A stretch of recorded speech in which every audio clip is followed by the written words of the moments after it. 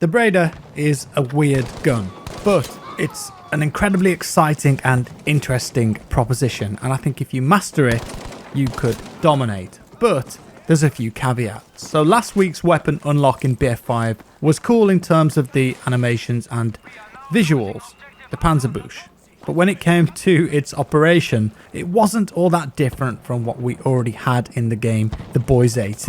This week though, the same can't be said of the Breda M1935 PG, and that's the gun that you can work towards unlocking right now. And not just in any week of Tides of War, this is the final week of the current chapter.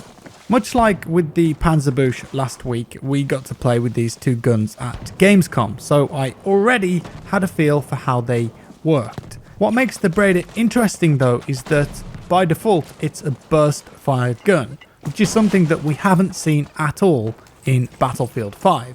I suspect because burst fire weapons just weren't all that popular in World War II. In fact, the Breda PG was the world's first ever burst firing automatic rifle.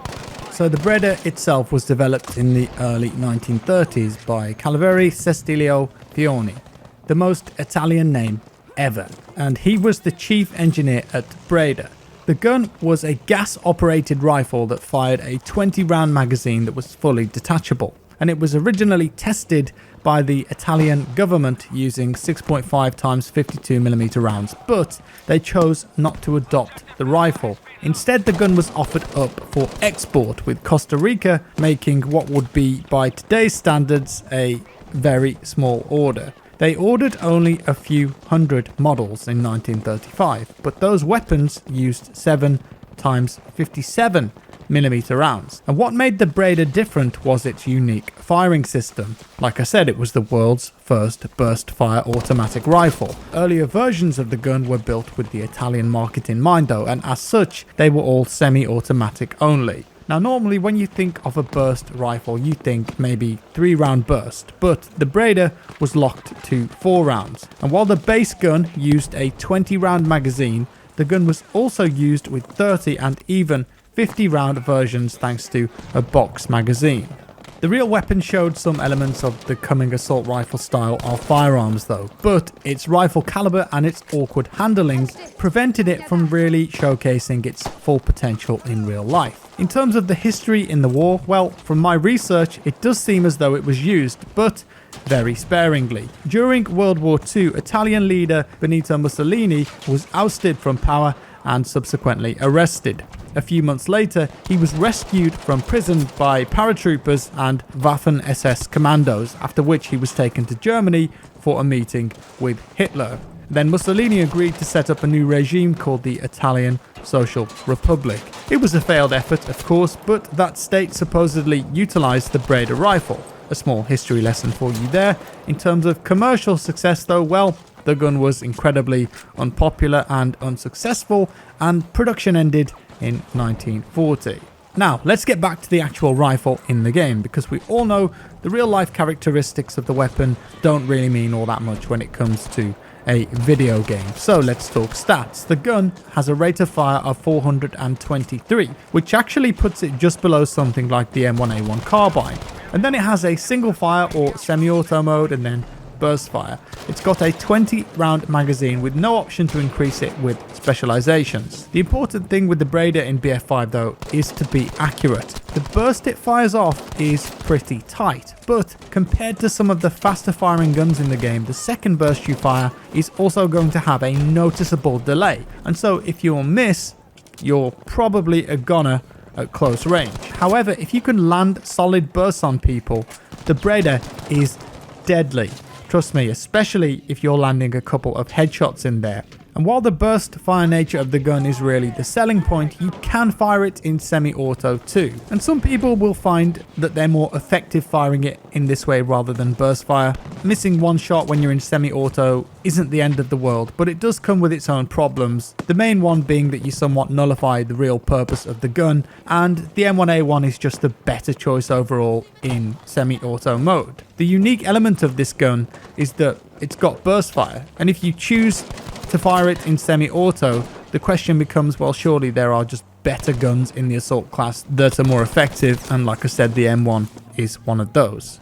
And this leaves me in a bit of a conundrum with this gun. I really want to like it because it's something a little bit different, but honestly, I've not found it to be all that great. While you can be effective if you practice and master that burst fire mode, I do feel at a disadvantage against other guns almost all of the time. The burst fire does feel relatively slow, even though according to the stats it isn't. There is a way that you can increase the speed of it in the specializations, and this does make a difference, but I'm not sure it makes enough of a difference for me to want to use this gun regularly. So let's talk specializations really quick, because there are some important ones in there related to burst fire, and as such they are brand new. It's cool. I think there's going to be a bit of a divide here in the player base. I opted to go right hand side all the way down and then finish on the left hand side, but there are some unique specializations on offer. I have seen some people recommend left side all the way down though. That could be a good option too, but what I went for, well, quick aim and ported barrel to begin with, which you can find on most guns, but the unique one here is called trigger job, and it decreases the time between bursts, overall increasing the rate of fire. This makes a big difference to the rate of fire because it takes it from 423 all the way up to 540, making the gun just a bit more viable than its default version. In fact, in its upgraded form, it has the same rate of fire as the Ribé Roll 1918, and so if you can place your burst well, you can do some serious damage.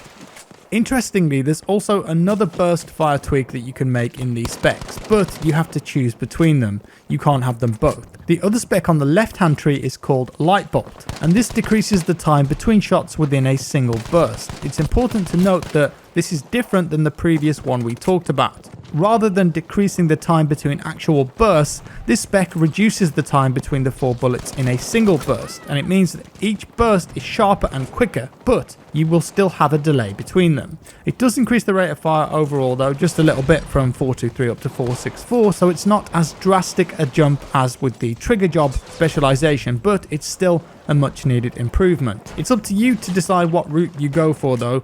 The last two specs are really down to how you plan to play. You either opt for barrel bedding, which improves your aimed fire accuracy, or custom stock, which improves accuracy in aimed fire when moving, and I opted for that one. So how do you get the new gun this week? Well, thankfully the last week of Tides of War has offered up a really simple path this time around. It's quite time consuming, but simple enough. You need to just play around in any mode to start with, and then either get 35,000 score or deploy 20 smokes, build or destroy 40 fortifications, and heal or revive 50 teammates. The last stage is just to get 30 kills or kill assists. Getting 35,000 score can be time consuming, so honestly, I'd focus on the top route and you'll gain score as you're doing it. Overall, me personally, I don't think I'll be using the Breda as a main gun. Maybe I just need to give it a bit more time and practice, as burst fire weapons often require a bit of finesse with the timing before you get comfortable with them. But I don't think the Breda is going to be a go-to gun for me, especially with so many solid candidates in the assault class. However, like I said, you will find those players, especially on PC, who will absolutely master this gun and dominate with it. I'm definitely going to put it in the skill cannon bracket. The average player will try this and think, oh, it's terrible. But the people that give it a chance will dominate. And finally for today, I think it's going to be really interesting to see what the next chapter of Tides of War brings in BF5. This chapter started off well, but we had a long period in the middle, pretty much 2 months in fact, without a single weapon to unlock. And that doesn't give many people a reason to play the game each week. We know that Operation Underground is due for release soon, and I absolutely believe that players will love that when it comes out. Al Sundan though, private servers, who knows? Fingers crossed that we get some more information soon, or maybe some gameplay footage of the Pacific soon, because I know a lot of players out there are looking forward to that, myself included. And that's all for today, folks. Do let me know your thoughts down in the comments below, and if you enjoyed the video, leave a like. Thank you so much. That really helps support me with content on YouTube, and if you didn't like it, dislike it, no problem at all. Subscribe for more, and I'll see you in the next one.